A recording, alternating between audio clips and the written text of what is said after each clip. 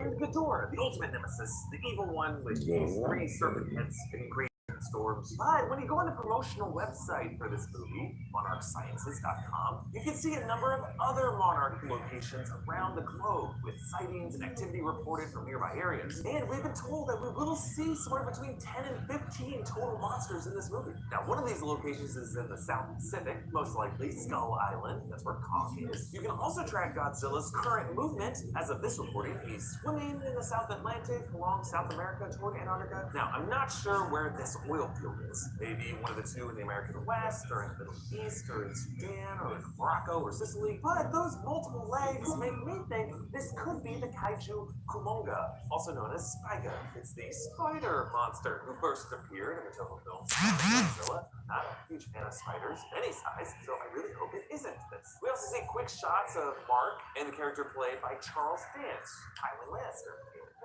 It sounds like he may be heading up a mysterious other organization that's in conflict with Monarch. There's actually a theory going around that we saw from a comment on our videos by Mike Hawk, saying that this guy could actually be James Conrad. That's Tom Hiddleston's character in Kong Skull Island. He was a British Special Air Service captain. He served in Vietnam, and throughout that movie, he gained a special appreciation for kaiju, and he would have a history of hostility with Monarch. This movie's director teased that one character from Skull Island would appear in this movie. We also see Thomas Middleditch's character, Sam Coleman. He's a communication liaison between Monarch and the government, testifying before a U.S. Senate panel. He calls the Titans discovered so far the tip of the iceberg, which could be a fun wordplay, hinting at the fact that Ghidorah is frozen deep within polar ice. And after a quick shot of Sally Hawkins reprising her role as Dr. Vivian Graham from the previous Godzilla movie, we get the next clip.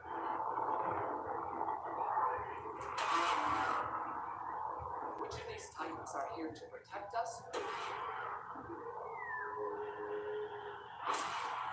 Which of these Titans are here to threaten us? Okay, lots going on here. After that Monarch aircraft and fleet flees Rodan, there's this big shockwave destroying a massive hill in this forest region. Now, this could be another new kaiju, with many thinking that this could be Anguirus. Anguirus is a quadrupedal monster with a spike-covered carapace and an elongated crocodile-style mouth. It burrows under the ground, it can crawl and leap at fast speeds. It can actually jump backwards and impale its enemies on its spikes. It first appeared until the film Godzilla Raids Again as a rival to Godzilla, but then later gained a reputation as an ally to Godzilla. Next we see a shot of these submarines approaching this underwater cavern. There's lava spilling out. Now this could be Godzilla's undersea temple. That's where he goes to rest. I think we see some more shots from this location later. Then there's a quick shot from a battle with some soldiers from the G-Team, that's the military unit that joins Monarch to fight kaiju situations. And as Coleman asks if the monsters are here to protect us, the editing sinks a shot of Mothra, suggesting that this kaiju will keep its benevolent reputation in this movie. You can also hear some of its sonic screech as it emits its god rays.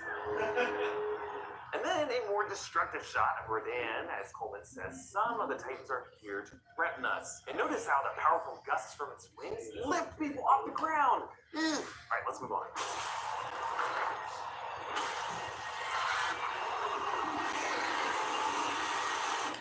So you'd want to make Godzilla our pet?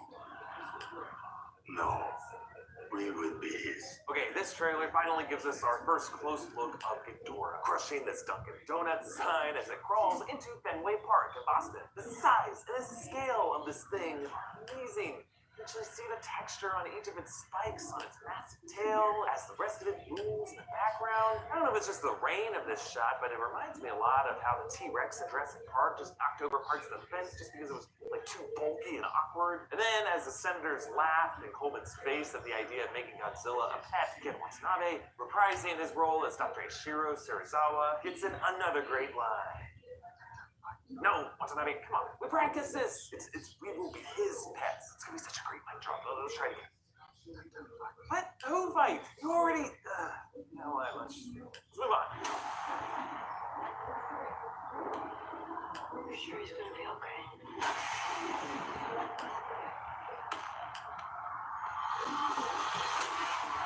Okay, in this section we see more of what looks like that undersea Godzilla temple. Maybe there's like an air pocket there or something. Where there's the giant sleepy kaiju, and who I assume from the footage in the last trailer could be Serizawa approaching him to take him so that he can pit the monsters against each other. And actually, do you want to take this one, Watanabe? We would be his.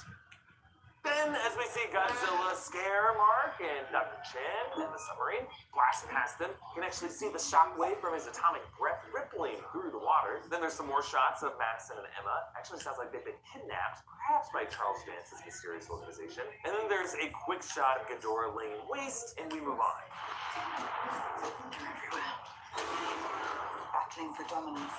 A rival outfit to Godzilla. You gotta be kidding.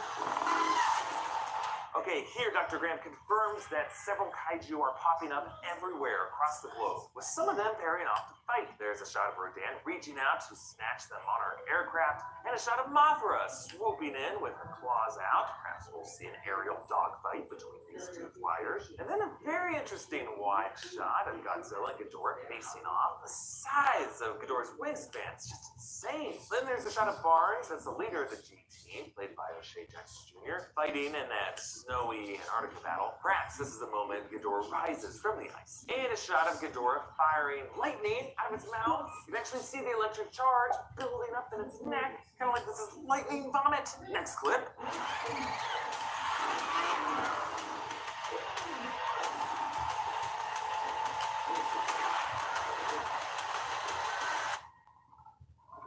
Okay, here there's another close-up of Mothra as it screeches and dives in a battle. There's also a shot of this massive creature on fire. It's causing nearby structures to suddenly burst into flames. Now, this could be an adaptation of Fire Godzilla. That's a fiery version of the kaiju that I actually used to have a toy of, so maybe that's why I'm seeing it. And then there's a lot more battle shots, including Rodan taking out a nearby aircraft with a barrel roll. And notice how the clouds in front of it illuminate with that yellow electricity. This could be once again from Ghidorah. This might be taking place over that big DC battle. And let's move on to the final clip.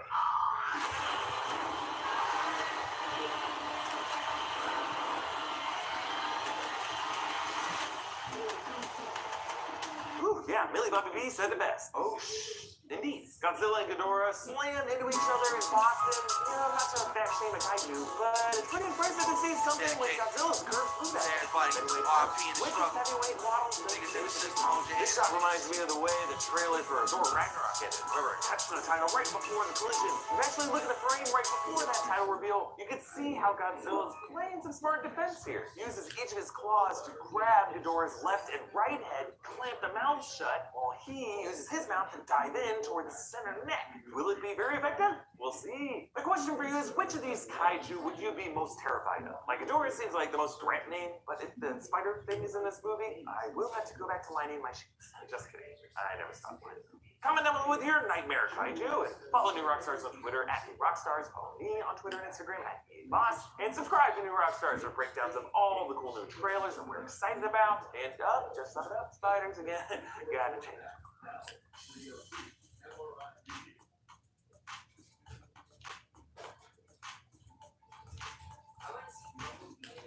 Hi, I'm Eric Voss, and Godzilla King of the Monsters was the surprise hit trailer from Comic-Con this year. Seriously, who expected a religious experience from a Godzilla reboot sequel?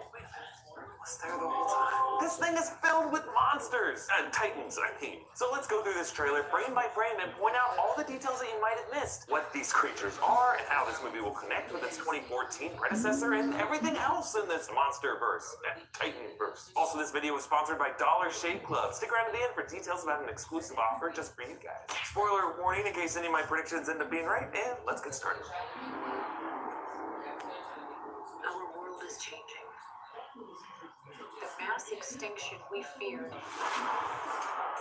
has already begun. And we are the cause. Okay, these opening few seconds introduce us to Madison Russell, played by Millie Bobby Brown, Bobby B, who of course plays Eleven in Stranger Things. Judging from this trailer, she might as well be the same kid, facing off against a massive creature with long parts. Madison is the daughter of Dr. Emma Russell, played by Vera Farmiga. We hear her voice here and throughout this trailer. Emma is a paleobiologist working for Monarch, that was the organization from the previous movie. But the mother and daughter have been kidnapped by another mysterious organization. More on that in a bit. Now, if you're wondering where this is Boston. You can see the Prudential Tower in the background there, and the whole thing just smells like St. Adams. Behind Madison is a U.S. flag, along with a POW MIA flag. Now that's for the National League of Families for prisoners of war and service members missing in combat. It flies on 6 holidays throughout the year, suggesting this scene could be taking place on Independence Day or Memorial Day, or Or perhaps the people of this world are just flying in to honor soldiers who have gone MIA during these kaiju wars. The flags shift direction, signaling a shockwave from a coming cloud. More on this in the next clip. We are the infection.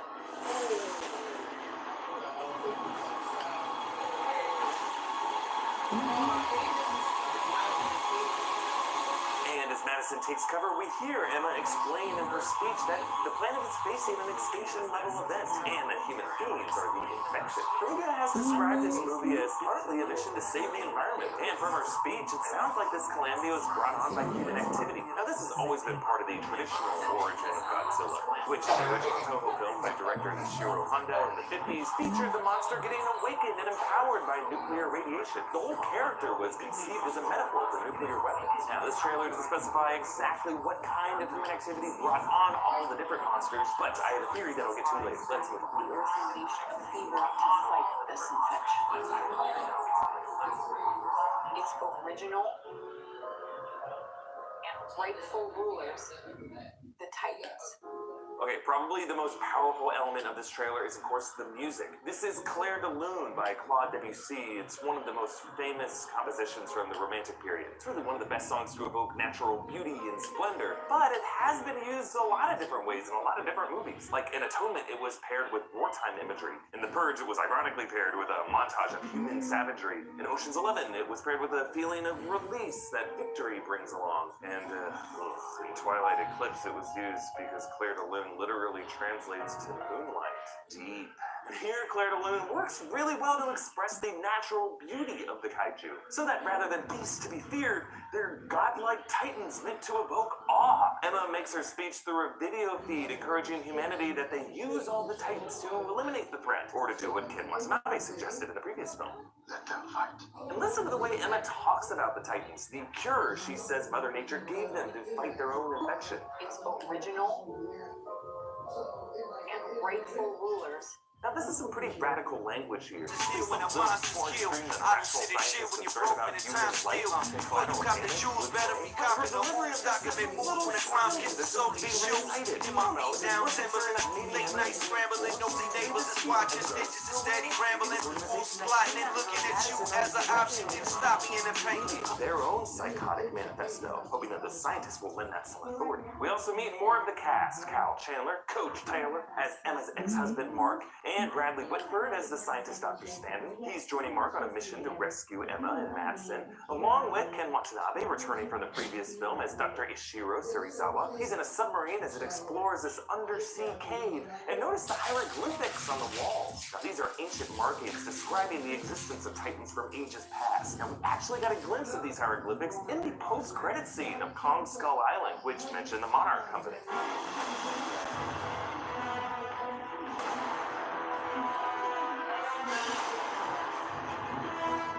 So yeah, these movies are connected, in case you didn't know. Warner is gearing up for a big crossover movie, Godzilla vs. Kong in 2020. Yeah, versus, big stuff verse. Let's move on. The Titans. For thousands of years, these creatures have remained in hiding around the world.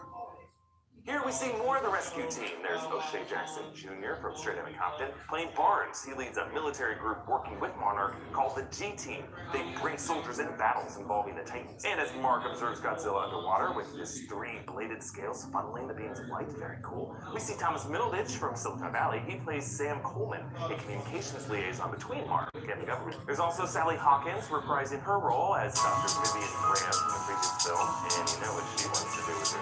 It's dedicated. Talk. She just wants to talk. Moving on. And unless all the Titans are found, our planet will perish, and so will we. They are the only guarantee that life will carry on. Okay, big stuff here. Emma gaze up at a giant block of ice, and they're joined by Charles Dance, Tywin Lannister from Game of Thrones. He's a great moment later on in the trailer. I assume he's running this mysterious other corporation that kidnapped them. The ice contains another famous Godzilla monster, King Ghidorah. You can see its three serpent heads in the ice there. Ghidorah originated from the Toho film Ghidorah the Three-Headed Monster. Initially, it was believed that Ghidorah was a metaphor for the growing threat of China to Japan, which developed nuclear weapons in the 60s. But the director said it was just a modern take on that dragon Yamata no Orochi is a Hydra-like dragon with 8 heads and 8 tails. Emma's voiceover I don't explains think- that all the monsters need to be found, and this Alright. shows us 4: Godzilla, King Ghidorah, Mothra, and Rodan. This movie has an interesting promotional website for the Monarch Corporation and allows you to circle a globe for locations of the other Titans, including currently classified ones around Cambodia and Australia, Morocco, Sudan, Egypt, another one nearby in the Middle East, and then in Austria and Scotland, in eastern Russia, and in the middle of the Atlantic Ocean, and in the US, somewhere near Atlanta, and then up in Canada, and then down near the Grand Canyon and Baja, Mexico. The map also shows Godzilla tracking his way along the water there. There's another location in the South Pacific. Presumably this refers to Skull Island, which we know has its own Titan. The declassified locations give us more details about the Titans that we see in this trailer. Ghidorah is frozen all the way down in Antarctica, and it is referred to as Monster Zero, suggesting it was the oldest of the known Titans. Ghidorah is historically an evil monster, at least compared to Godzilla, who's kind of a chaotic neutral, like he doesn't really care what he destroys, and definitely compared to Mothra, who's definitely a gentle giant. Ghidorah is the arch nemesis to these two. He can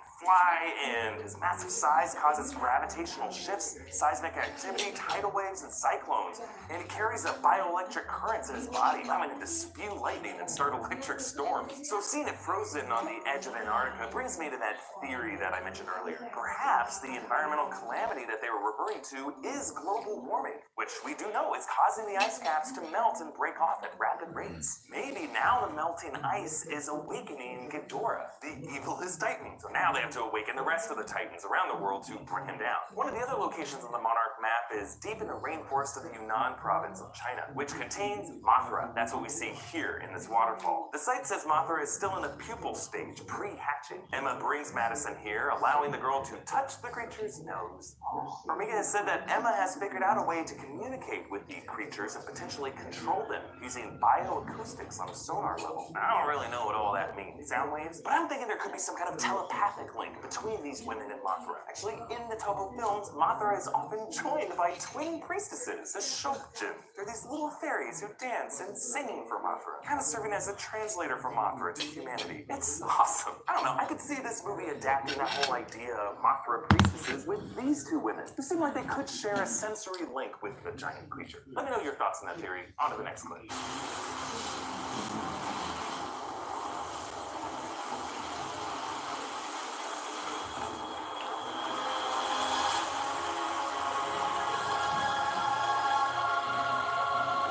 Money shots. So joining Mark on the boat as Zhang Ziyi as Dr. Chen, and I just love when Godzilla fires his atomic blast up in the sky. His bladed scales illuminate too. And we see that same kind of bioluminescence with Mothra as she opens her wings. Now this light can be weaponized in a blinding destructive blast that's called God Rays. What we're looking at here could be the moment she actually hatches and unfolds her wings. It's super appropriate for these two titans to share the two power notes of Claire de Lune back to back. Godzilla is often called the king of the monsters. Mothra is called the queen of the monsters. So even though we don't see the king and the queen team up in any one frame in this trailer, the editing and the music and the lighting bring them together. Very well done. Let's move on.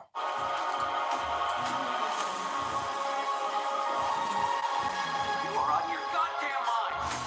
I am sorry, but this is the only way. Okay, here there's a shot of Emma back at that icy Antarctica station with Ghidorah. And in the background you can see Madison once again reaching out with her hand. And looking closely at Emma's terminal screen as she pushes a button, it says detecting specimen bioacoustics. Maybe there's something to this telepathic connection with Madison. Maybe there's something about Madison that triggers the bioacoustic response in a kaiju. We also jump to a new location. This is Isla de Mona in Mexico. It's a volcanic island and the resting place of the fourth Titan, Rodan. Rodan's skin is comprised of volcanic sediment collected from centuries of dormancy in magma. So Rodan is based on the Pteranodon. Its Japanese name is actually a contraction for the word Pteranodon. The way Godzilla represented the lingering nuclear fears from the United States to Japan, Rodan represented the nuclear threat from the Soviet Union. Rodan was one of the earlier kaiju in the Toho movies after Godzilla. He actually got his own movie earlier on, and he later showed up in the Ghidorah movie that I mentioned. Here you can see the shadow of what I assume is Rodan flying over a city low enough to tear the roofs off. His wings can actually create sonic booms. And you can see some shots of Madison running down this hall as massive blasts of electricity pulverize terrorize the place. Now, I assume this is from Ghidorah, as remember, he can spit electrical charges, but where is this? Well, look at those images on the wall. Those are old-timey baseball photographs. Now, we know Madison is in Boston at some point from those earlier shots, and in this section we see another shot of a truck smashing through a gate with a radiation sign that says Boston. So I think a good guess is that maybe she's in Fenway Park here. The twisted debris that we see her surrounded by later in the trailer definitely looks like it could be part of that structure. So I don't know, I guess good news, Yankee fans? Moving on.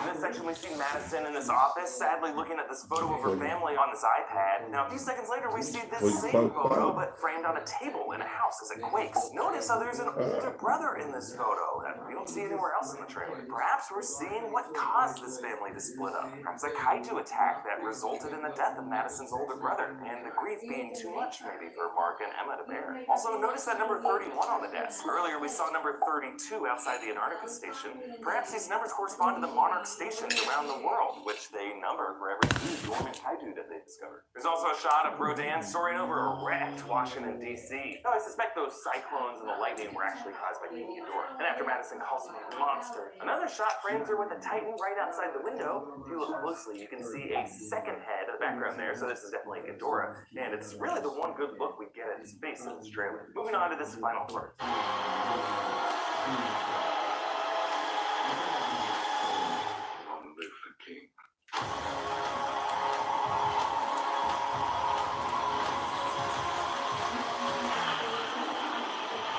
Rodan deals with some fighter jets, we get this glorious master shot of Ghidorah silhouetted in fog, followed by Charles Dance's great line.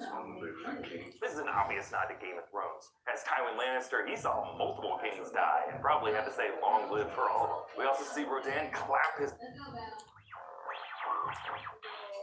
Batman vs. Superman and Captain America Civil War have very similar stories and characters, though they are different in tone and have very different goals. One sets up a universe and the other tears it apart. But there is one moment in each film that shows us why one is great and the other is...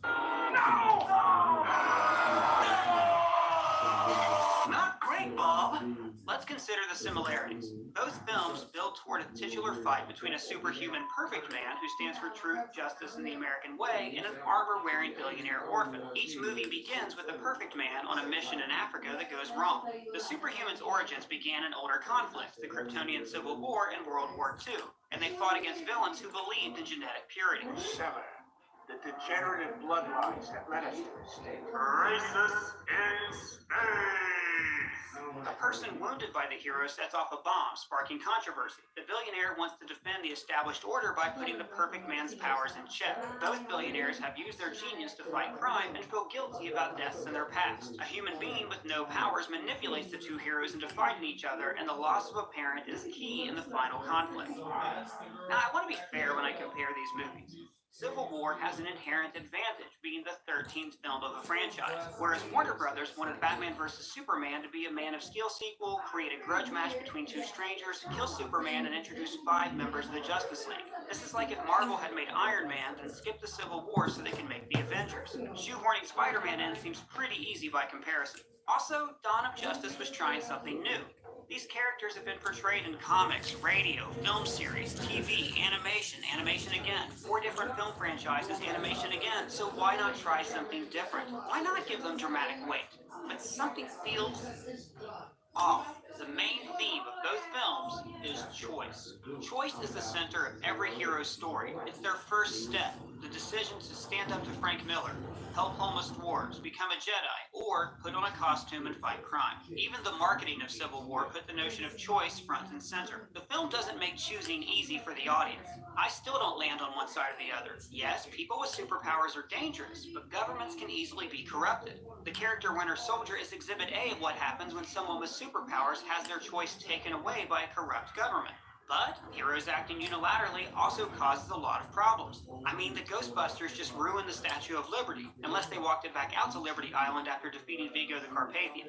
Hashtag post-credit scenes I'd like to see. When the super soldiers rebel in the flashback, it proves Cap's point that choice will always win out, but also Tony's point that they need to be controlled. Tony wants the government to take away his choice, like a juvenile delinquent who signs up for the military. Oh no, I must have joined the junior campers. Choice was also a key theme of Man of Steel. Krypton was a society that stripped choice away from individuals. Everyone was genetically bred to fulfill a particular role in society. Kal-El was the first natural birth in centuries. He will be free.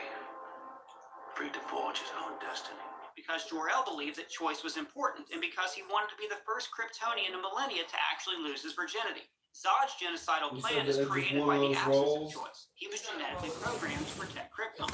That is the sole purpose for which I was born. The absence of choice is the heart of Batman put versus that whole Superman. thing in the With bowl. Superman around, human beings are no longer free to determine their own path. Some feel Right, grateful hell for yeah. those, others I feel got you, small, cuzzo. helpless. Thanks, I appreciate it Superman for doesn't real. just make Batman feel helpless. He makes him feel fear.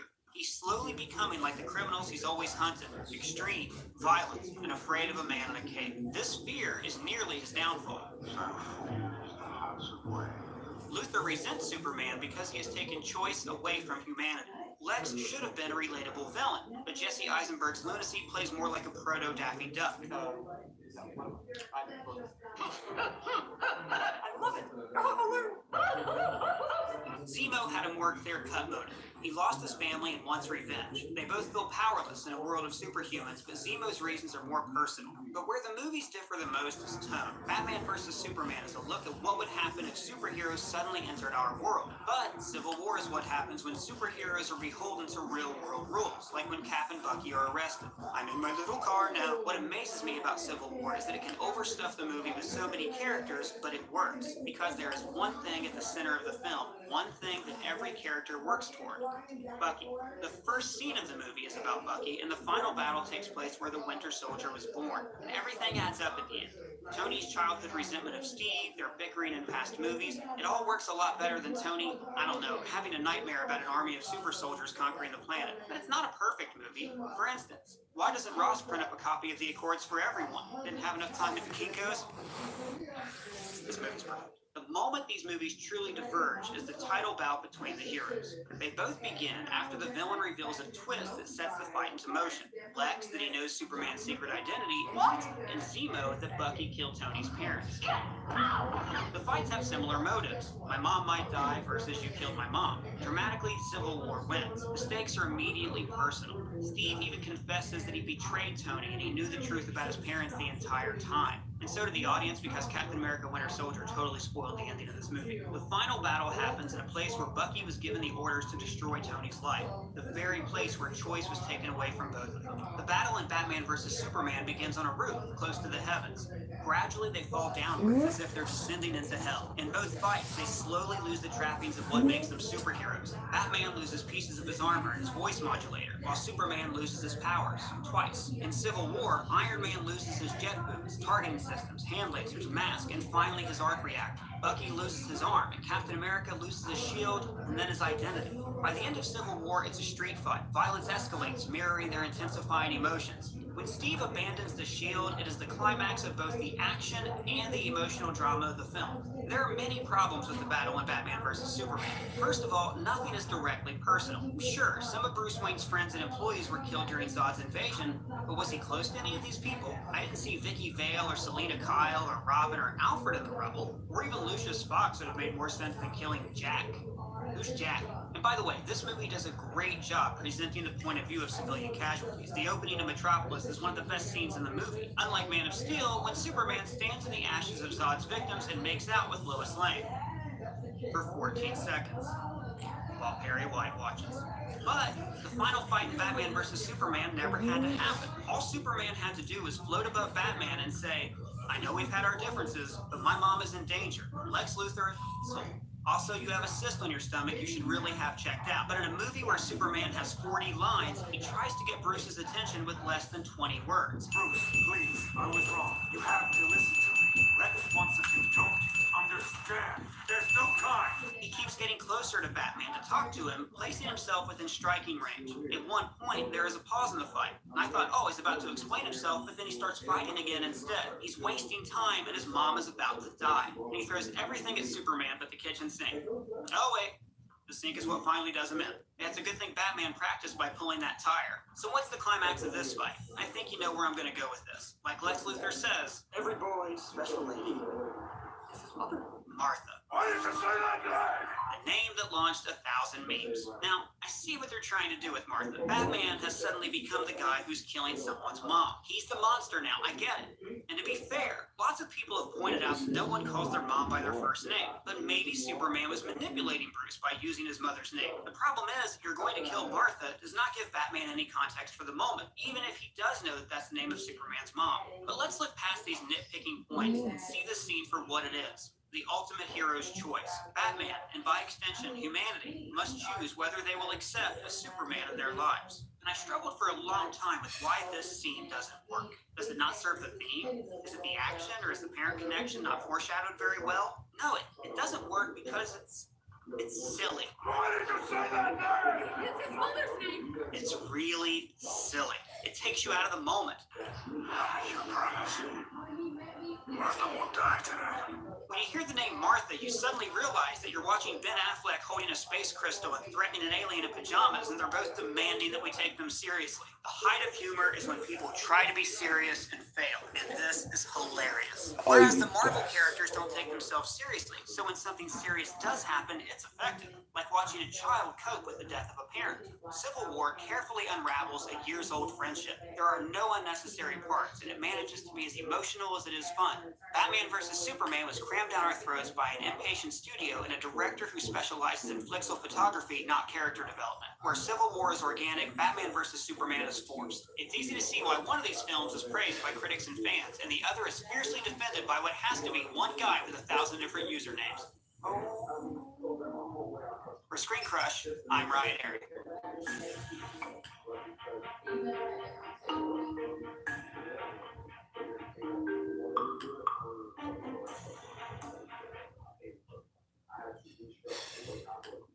Because I think Superman is broken, and I think it needs to be fixed.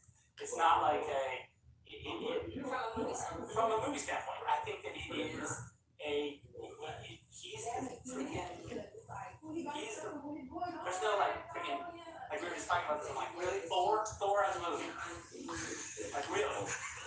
I mean, come on, and there's no Superman movie. Like, this is like, the world's out of balance. It's like we've lost our minds here. Come on.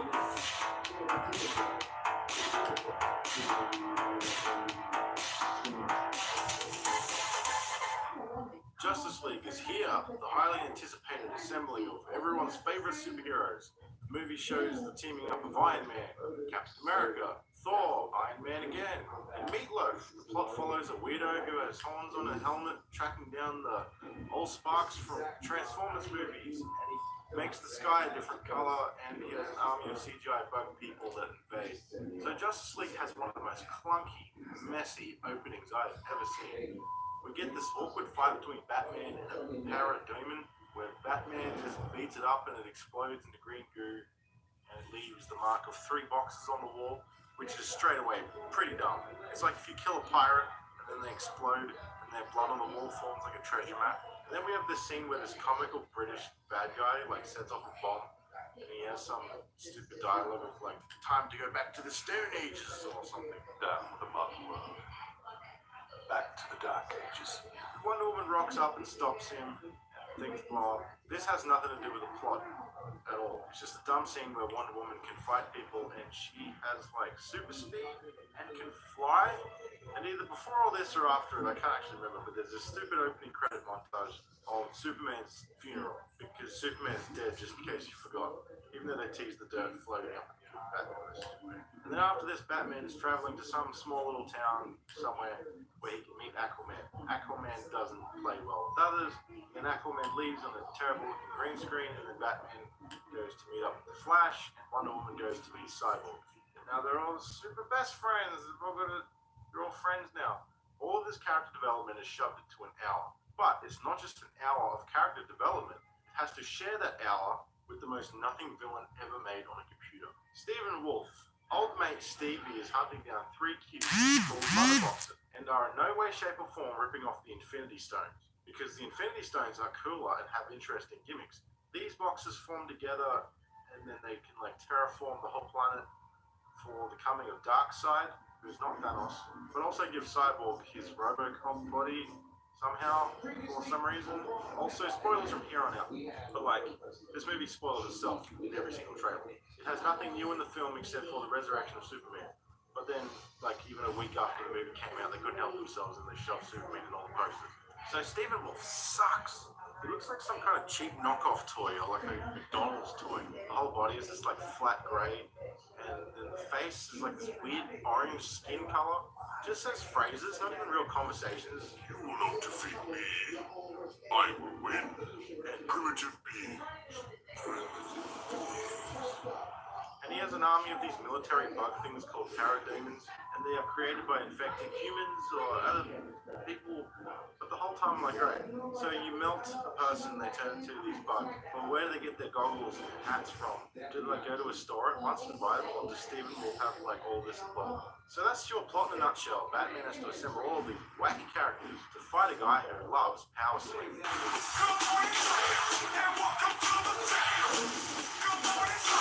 Now, nothing in this movie is original or unique. When you look at Man of Steel and all the other movies leading up to this, it is so tonally inconsistent, unfocused, sloppy, and silly. Man of Steel was never meant to be the setup for the Justice League. It was maybe open to setting it up by having the Wayne Enterprises satellite. For the most part, solo Superman movie all the way. However, while they were shooting that movie, the first Avengers movie just came out and it blew up, making bank and hot dang. An expanded universe and new best friends team-up movie is the new standard. So say what you will about Marvel, love them or hate them, they have earned their success. Starting at the bottom and working their way up slowly. The Avengers was this big, massive event. Now, before I continue, I just want to state that I like the Justice League. I like heaps of DC characters, and the Justice League has every right to be side by side with the Avengers in the cinema. And I am also fine with DC movies being more serious than the funny Marvel movies. That being said, Warner Brothers, DC Comics themselves, and Zack Snyder have single-handedly ruined their big chance to rival Marvel. And Warner Brothers could have had their team-up movie before Marvel did. They own every single DC character. Where Marvel have characters spread out all over different studios and they had to work with what they had. Now, for some reason, it was all left up to bloody Zack Snyder to not only start the universe, but also define all the characters in his own vision. So he casted people he wanted, and he approved all the designs for everyone. Why him? Why couldn't Patty Jenkins be the one to design the Wonder Woman outfit? Why couldn't James Wan be the one to design Aquaman's costume? This is also another reason how DC stuffed it up and Marvel nailed it. Solo movies before the big team up. Nothing wrong with that. They didn't just start with an Avengers comic book and go, I reckon we should give all these characters their own stories. That DC, man, I don't know why they just decided to go in reverse. All of their movies have bombed. Then they make one solo film, and it kills it. Now, it's probably fine that Zack started off with designing Batman and Superman. Well, probably not Superman. He could have started this franchise off with Batman, but they only just finished The Dark Knight Rises. But you know what? Maybe he shouldn't have been involved at all. His decision to make Batman 20 years into being Batman stops his character development dead. This Batman has been Batman for 20 years, so his no-killing policy was scrapped a long time ago. Also, he has interacted with every single one of his villains already. Well, this is the days when one's biggest concerns were exploding whiteout penguins. So we are now seeing a Batman at the end of his run, and there's no room for new things, except for being a part of a big team with all your best friends. We got from the better part of a decade of only seeing Batman fighting villains in a very realistic world. Killer Croc wouldn't fit The Dark Knight, because it's too serious and real. Well, Killer Croc didn't really fit in his own movie. So we can't really just go off the cancerous 90s movies or the hyper-realistic Christopher Nolan movies and just go with the flow with this violent mania. It's new Batman, new character development. This Batman, I can't even picture him having a Robin sidekick. I can't even picture Jared Leto's stupid Joker killing him. I can't even picture Jared Leto's stupid Joker being mortal enemies with this Batman. And I can't even imagine stupid Jared Leto as the Joker. And I saw that movie. So when you look at these movies one after the other, you can see that every single one has like dumb, lazy plot points in it, where they think you will forgive it if it's mentioned in the next movie with another stupid idea.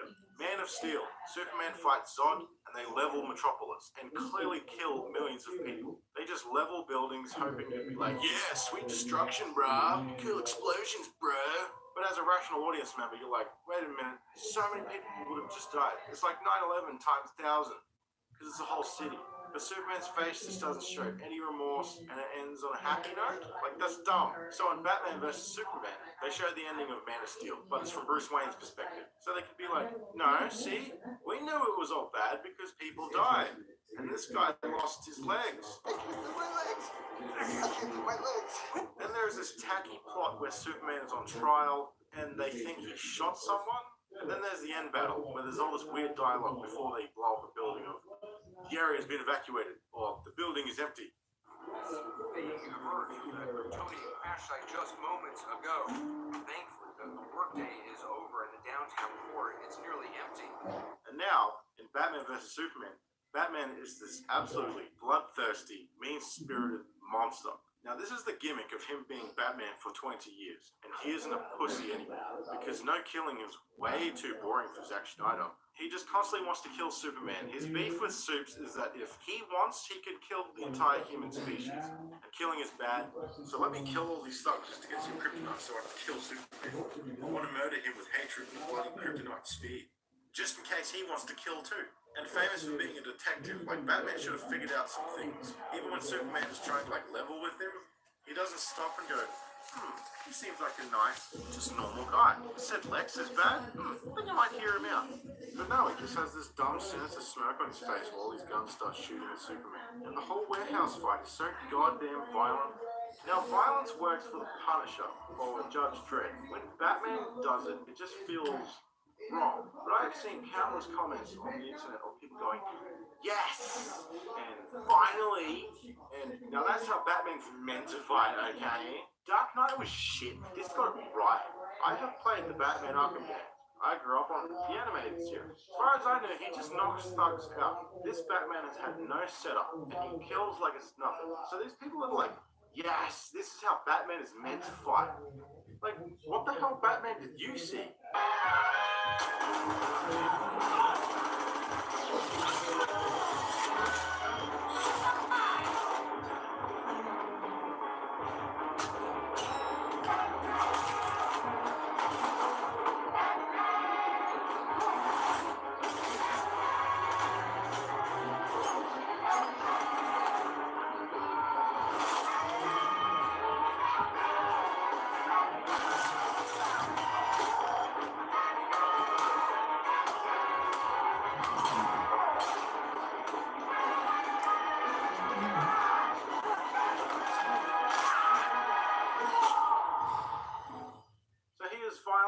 Off-putting and not heroic at all. And get the Justice League.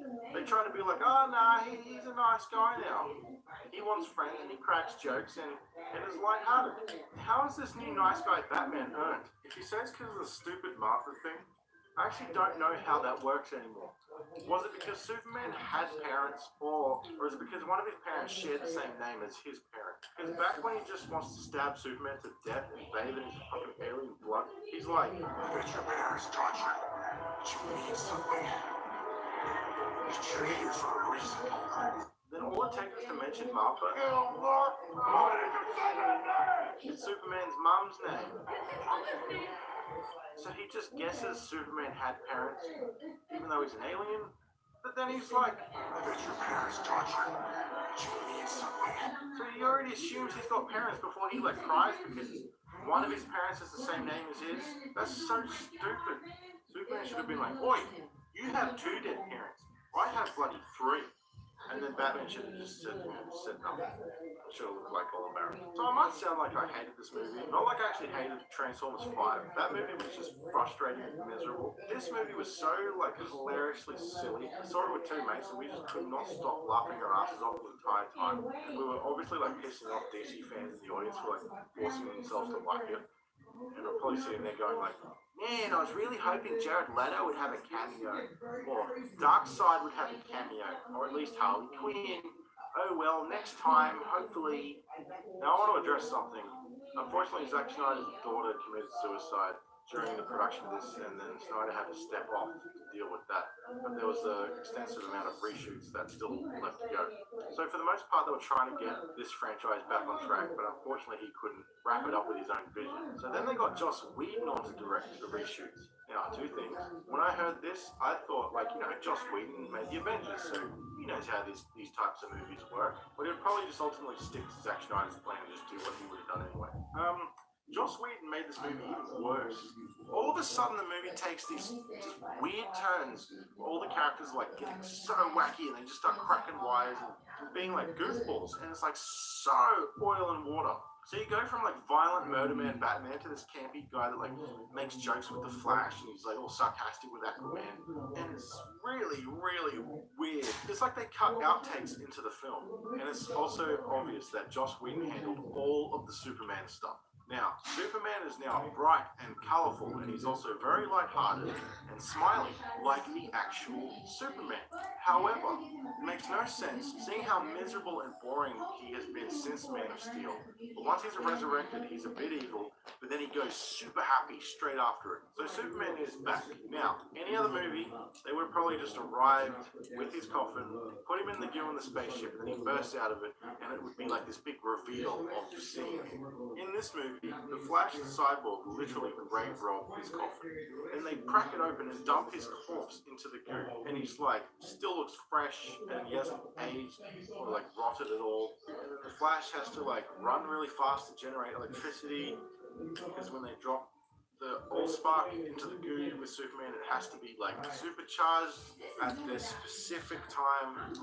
Blah blah. You put it next to Cyborg, and it just makes him a robot straight away. This is they have to do this stupid thing to generate electricity. It has to be the exact time. And Superman wakes up and he's evil. Now, Superman fights a super being, levels a city. Superman fights a super monster, levels a city. All of a sudden, Superman fights 4 super beings, and they just have a little tiff in this tiny little area. Why hold back on the destruction porn there? Oh wait, Joss Whedon would have directed this. So the Flash could be fine in his own movie. Some things he did I didn't mind, and then the other times he just doesn't shut up. Cyborg, I have no problems with, because I don't really have an opinion on him. He didn't really do anything, and it didn't make me care. Aquaman, on the other hand, what the hell was going on there? So with Wonder Woman, Gal Gadot has a foreign accent, right? Helps with the whole rest of the Amazonians coming from a distant land far away. Aquaman is from Atlantis, the lost underwater city. Aquaman talks like, "Oh man, oh man." Jason Momoa's portrayal, just casting in general. Zack Snyder probably called Aquaman a really stupid character, and then he was probably watching Game of Thrones. He's like, "Yeah, he should be Aquaman because he's cool." And then it's just Jason Momoa as Jason Momoa in an Aquaman costume. Now, Wonder Woman, probably saw in my review, I really enjoyed that film, but I thought she was bland in Batman vs Superman. Patty Jenkins then took control and gave her a real character, but now she's back in Zack Snyder's dumb hands. Now she's a hot badass, and she does slow-mo and blows up shit bombs. And there is a bunch of shots of just her ass. There's also shots of her standing on a ledge, and we are under her just looking straight up her skirt.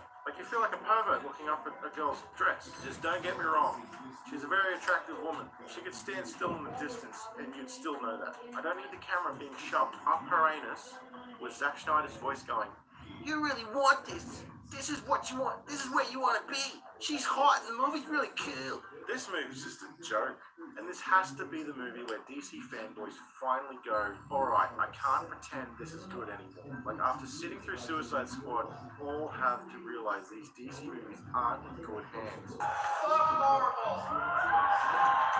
They are rushed messes trying to compete with Marvel. And the dumb thing is, as much as a Marvel fanboy I am starting to get sick of their content. There's just too much jokes now. It's actually making me sick of the movies. They could have taken their time developing Justice League. By the time Marvel's popularity starts to die out, everyone could have just migrated to DC. All this being said, The Justice League now feels like it's in a good place. They are all set up and established now. I feel that they can be salvaged with solid movies, some real time spent with them, and then maybe Justice League 2 could be an amazing film. Just keep these two away and have a solid plan. Stephen Wolf, oh my god, while we're on the subject, Jesse Eisenberg, Lex Luthor. The Batman vs Superman Lex Luthor is completely unsalvageable. It is the worst character and performance. It is his fault that Stephen Wolf has come to Earth and is looking for these Infinity Stone Christmas presents. But he rocks up in the post-credit scene. Deathstroke rocks up on a boat to this bigger boat and he's like, Batman has started a league. Maybe we should start a league of our own. Like, what? Let's just make a team of our own best friends. Like, shouldn't Stephen Wolf have gone straight to Lex and busted him out of prison and be like, You contacted me. I'm here now. You were gonna help me find the cubes with your email about Aquaman and Wonder Woman. that could have been explained in the emails. Except for the Flash. He has the information on the Atlantis Infinity Box. He has the information on the Amazonian Infinity Box. And also Cyborg. And whatever his connection is to his Infinity Box. Isn't it so dumb that before the Justice League we have already done the death of Superman and the Dark Knight Returns, Batman and Superman fight, and now once we get to the Justice League it's just like, it's just nothing. Man, these movies are like, you know those Easter eggs that you buy from like the cheap discount stores? It's them, but they're just getting shoved down your throat and they're making you feel really, really sick of all the chocolate. But it's not even good chocolate, it's like not even Cadbury, it's just shit. The thing that Henry has, other than being a good-looking guy, you know, cat. He also has, even though he's a man, which I like, he also has this little teeny bit of, it's this little teeny bit of innocence, a little teeny bit of kindness, which I feel like is important for the character.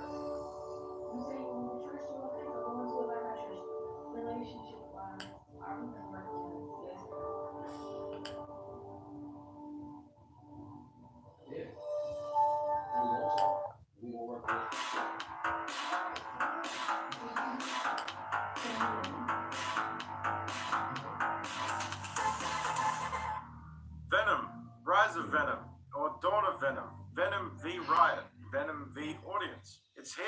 It's finally here. Everyone's favorite Spider-Man costume with monster teeth and Jack Muscles finally has its own movie. And so how did it pan out? Was it great? Was it garbage? Was it just the thing we needed to have everyone stop bitching about Spider-Man 3 because they didn't get the character right? Or was it worse than Spider-Man 3? Well, sort of, kind of, maybe, but not exactly really. The film is getting slaughtered by critics. Some fans hate it, some fans love it. But let's start getting into this. You know, I loved Venom, but I hated the way this movie was made. I'll be covering how it fails as a movie a bit more in depth. Just saying, dude, Venom's as bad as Catwoman. To which I say, man, the fuck off, Venom's Catwoman. No. This is as bad as a Sony movie. This is as bad as an Amy Pascal movie. This is as bad as an Avi Arad movie. Because remember when he pulled that shit last time? So Venom stars Tom Hardy as Eddie Brock and Venom. And that's where my crediting stops. Otherwise it continues with Riz Ahmed as bad business guy and Michelle Williams as love interest. And no one else. Tom Hardy carries this whole film on his shoulders. The main thing that kept my interest in this film from the get-go was his casting. Tom Hardy has a great track record of not picking garbage movies. He always picks movies that he can bring something into, and this movie is no exception. That being said, Sony, and also Sony with the Marvel property, and also Sony with the Marvel property not under the watch of Kevin Feige. And so this is the verdict before it even starts. Tom Hardy will give a brilliant performance as both Eddie Brock and Venom playing off each other. And Sony is going to fucking butcher the film in editing and then panic at the last minute and show every fucking thing in the trailers. Every single scene in this movie is in the trailers. No new scene will start that you haven't seen an image of in the trailers. The only new thing is Riot speaks sometimes. Alrighty, let's talk about the first third of this movie. The setup, also known as Act 1. It's obvious at this point, but a movie like this, the first act will be leading up to the two characters meeting and setting up the events and conflicts that they'll both have to deal with later on in the film. The first third of this movie is so flat and by the books. It's like they had the characteristics in dot point form in the script and then wrote under it, add more compelling character stuff in the later draft, and then forgot. So this is everything in the first third of